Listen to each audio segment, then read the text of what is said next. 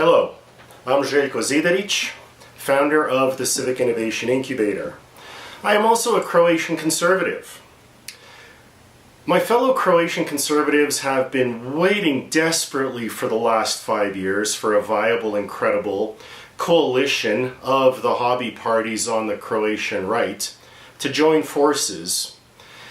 And our wish appears to have come true. Last month, February the 4th, the Alliance for Croatia was formed. It was formed from 8 small political parties, and we were all excited.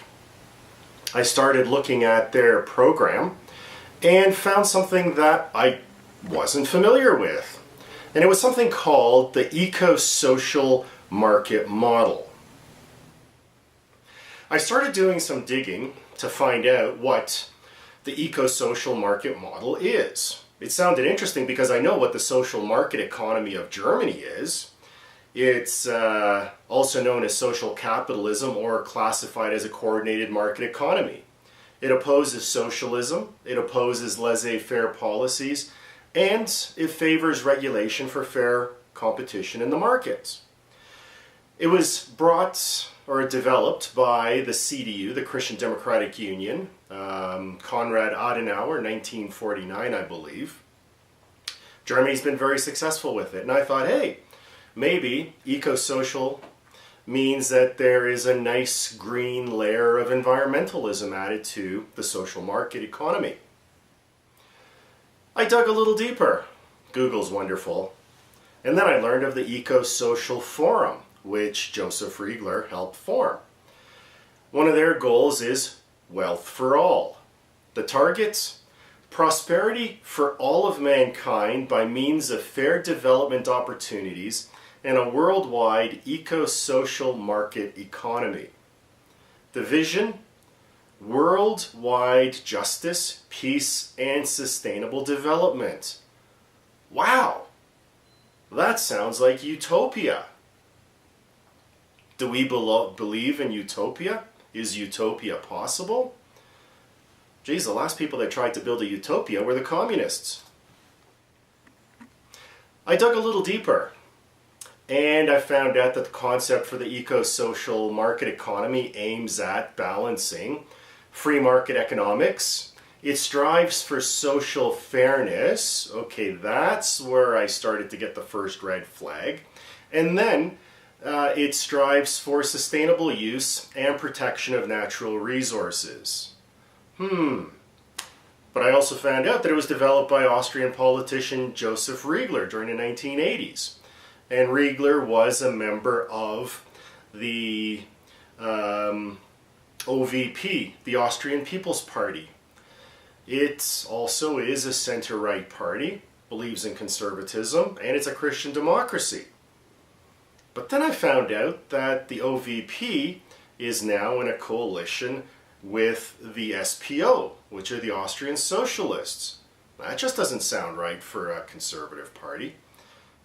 The top priority of the Eco-Social Forum is to drastically reduce resource and energy consumption in countries with high levels of consumption per capita. This, they say, is the only way to achieve a more just global distribution of resource consumption. If I understand this correctly, they're trying to take away from the developed countries and give to the developing countries, because that is how you create balance. So we in the developed countries are going to suffer because they're going to turn off our lights. How are they going to change our energy usage habits? Taxes. They're going to make energy more expensive.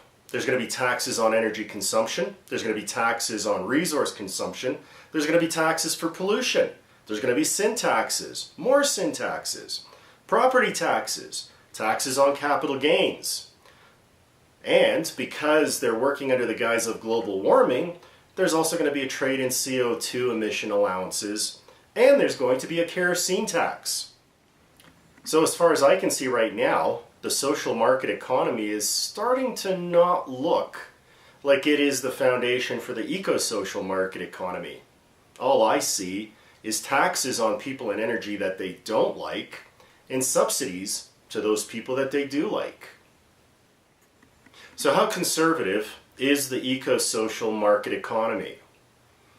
If we look at limited government, no. If we look at fiscal responsibility, no. If we look at individual liberty, no. Natural social evolution, no. So they're 0 for 4. This does not align with conservative political philosophy. It appears that they are actually acting like wolves in sheep's clothing. Balance, or their balance, requires big government, global central planning, international taxation. They're going to slow down the economy, control the population, and they're going to do social engineering.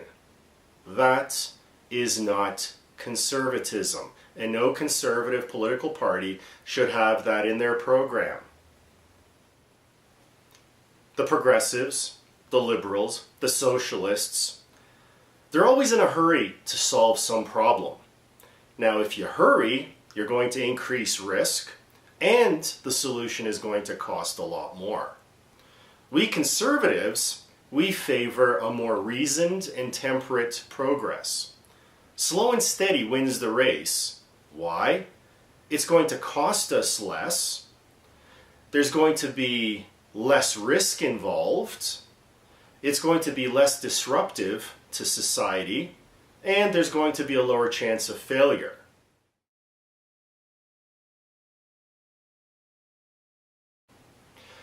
I know now that I don't like the eco-social market economy. The question now is who stands behind it and who stands to benefit. In Croatia, the market model was introduced into their program by the Alliance for Croatia, but where did they get it from?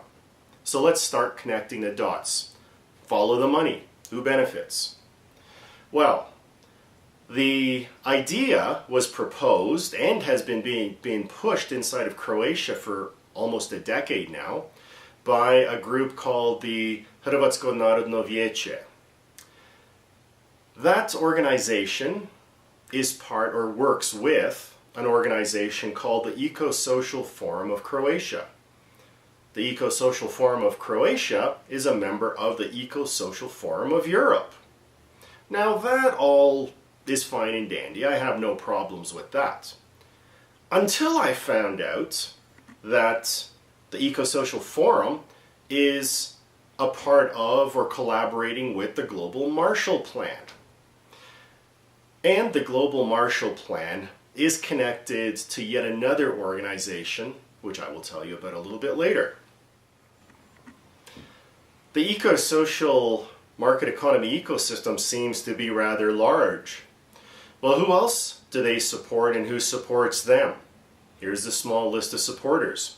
The United Nations, the United Nations Framework Convention on Climate Change, the Millennium Development Goals, the World Trade Organization, the International Monetary Fund, and the International Labour Organization. The Croatian Eco-Social Forum held a symposium back in 2004, I believe it was, headed by one of their leaders, Josip Bautic. And in that symposium, they discussed their agenda, and some of the parts of the agenda were global change, sustainable development, eco-social market economy, a global Marshall Plan, and future society, what their vision of a future society is. Some of the participants were Dr. Joseph Riegler, another doctor by the name of Rodermacher. Some of the participants were the Club of Rome, Eco-Social Forum, and the Global Marshall Plan. So who's part of the Global Marshall Plan? In 2004, they had some signatories to the Global Marshall Plan initiative, and one of them was Josip Bautic, the president of the Croatian Eco-Social Forum. Another person that signed was His Royal Highness Prince El Hassan bin Talal of Jordan, who is also the president of the Club of Rome. There was a very long list of signatories, people from all over the world, entertainers, scientists, politicians, authors. Some notable signatories that might be of interest to my watchers are Dr. Joseph Riegler. And we have another 5 people from the Club of Rome. This Club of Rome seems to be popping up quite a bit. We also have a former executive secretary of the UNFCCC, which is the United Nations Climate Change Organization. We have another person from the CEO of the Eco-Social Forum Europe and the chairperson of Transparency International. The Global Marshall Plan, led by our favorite red politician, Al Gore, calls for worldwide social and environmental standards to enforce a more equitable global regulatory framework. That's quite a mouthful. Read that once again. It calls for worldwide social and environmental standards to enforce a more equitable global regulatory framework. And of course, it calls for more taxes. So, let's connect a few more dots. Who stands beside or behind the Global Marshall Plan? 2 interesting organizations pop up. The first one, the global activist group ATTAC, which promotes global taxation of financial transactions, and, once again, the Club of Rome. What are the objectives of the Club of Rome? They say that it is clear that the present path of world development is not sustainable in the longer term, even if we recognize the enormous potentials of the market and of technological innovation.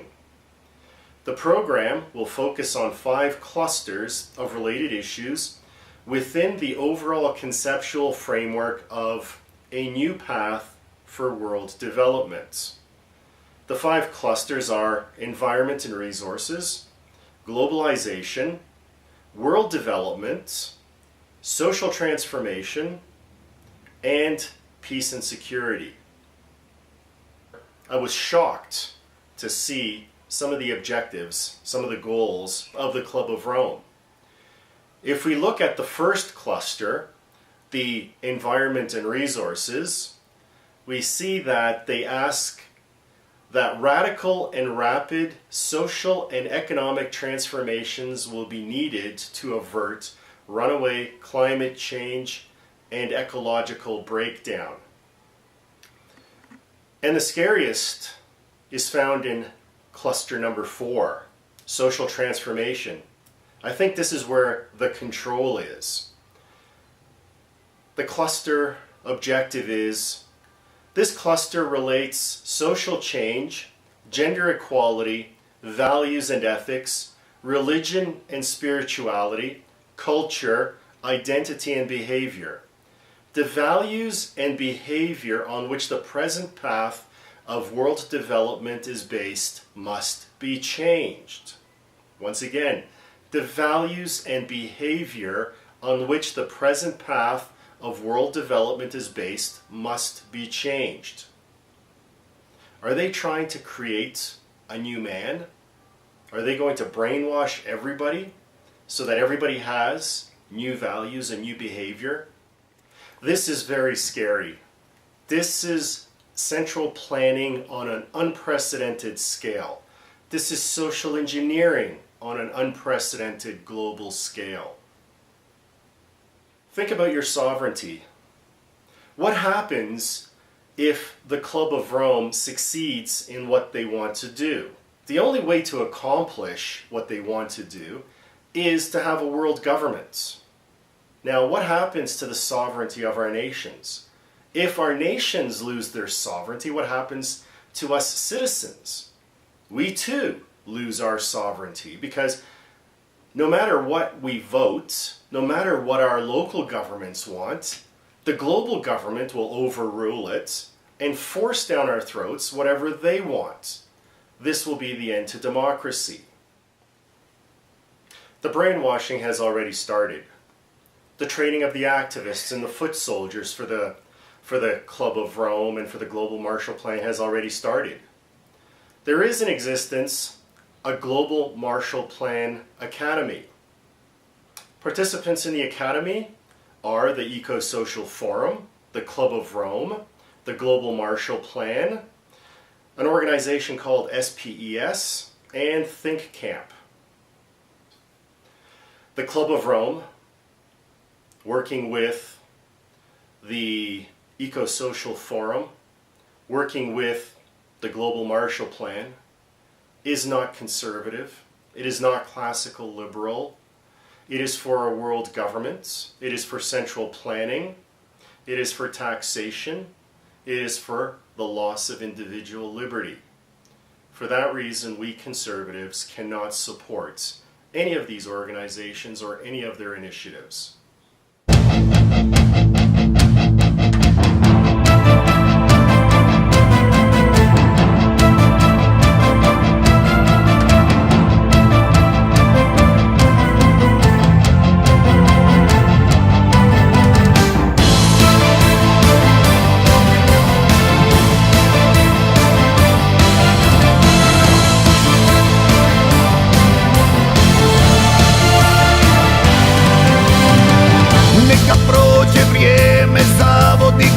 Lažnih proroka i svih kukavica, izdajica, krivokletnika i svih varalica, otpadnika, strašnih ubojica i svih sluga iz naroda moga. Skini lažne maske s lica moje zemlje Hrvatske,